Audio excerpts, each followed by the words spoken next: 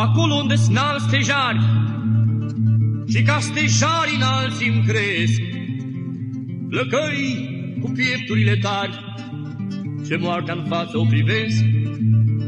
Acolo unde stânci și munți, și ca și munții nu clintesc, voinicii cei cu peri cărunți, în dor de țară strămoșesc. Acolo este țara mea și neamul meu cel românesc. Acolo eu să mor aș vrea, acolo vreau eu să trăiesc.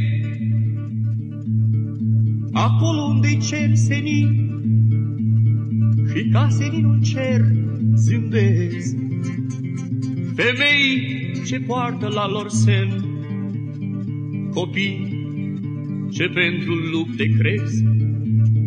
Că acolo unde întâlnești cât ține țara în lung și în lat, bătrâne urme videjești și osul celor ce-au luptat.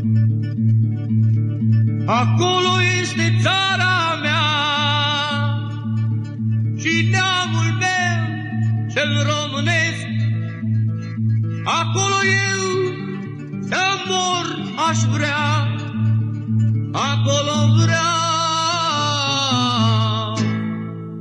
eu să trăiesc.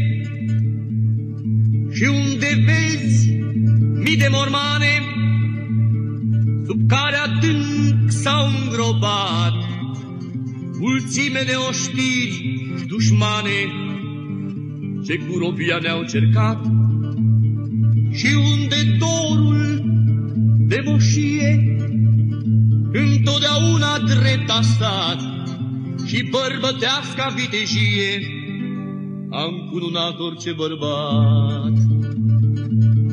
Acolo este țara mea și neamul meu cel românesc.